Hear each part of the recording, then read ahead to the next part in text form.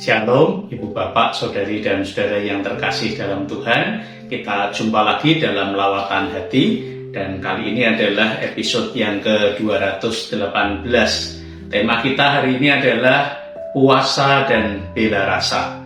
Dan nats kita diambil dari Yesaya pasal 58 ayat yang ke-6 yang tertulis demikian.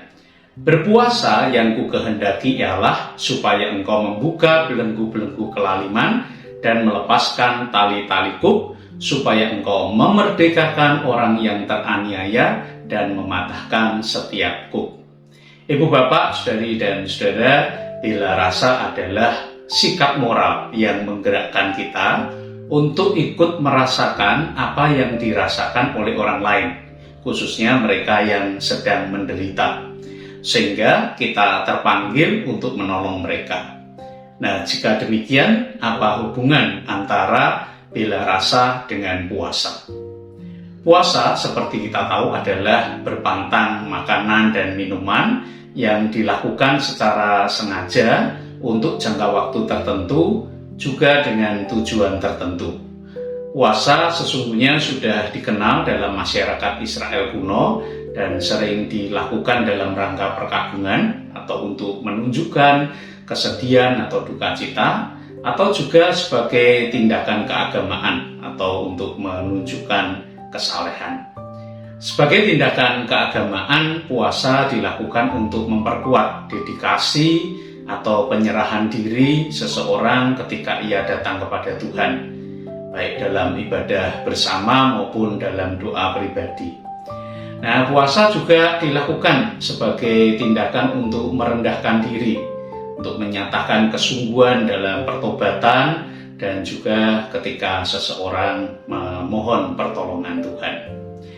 Nah, bagaimana dengan puasa yang dilakukan oleh umat Tuhan, khususnya orang-orang Yehuda di zaman Nabi Yesaya? Waktu itu orang-orang Yehuda berpuasa untuk meminta pertolongan Tuhan, agar Tuhan menyelamatkan mereka dari tangan tentara Asyur yang sudah mengepung mereka dan siap untuk menaklukkan mereka. Namun, kedatangan tentara Asyur yang perkasa itu sesungguhnya juga dipakai sebagai cambuk murka Tuhan atas umatnya. Itu tertulis dalam Yesaya 10 ayat 5. Jadi memang kedatangan tentara Asyur itu juga dimaksudkan sebagai hukuman agar mereka yang berdosa bertobat kepada Tuhan.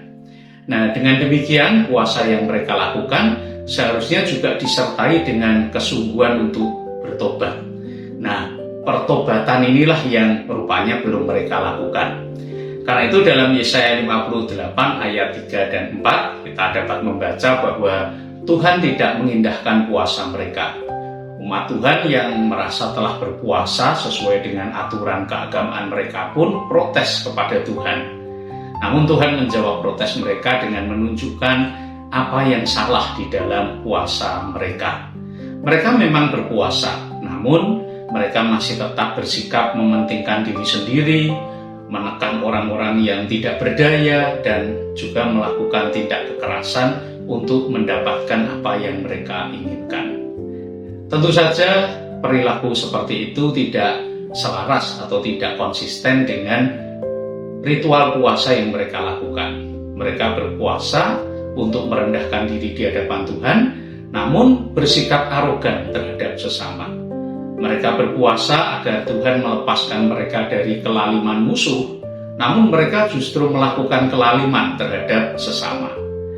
Puasa jika tidak disertai pertobatan dan kepedulian terhadap sesama, tidak akan mencapai tujuan yang sesungguhnya.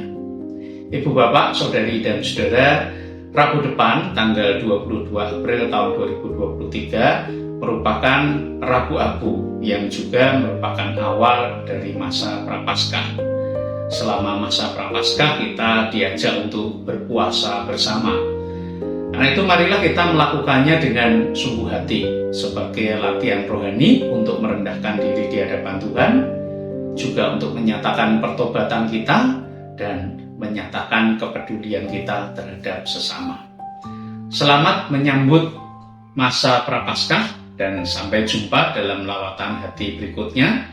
Tuhan memberkati ibu bapak, saudari dan saudara sekalian.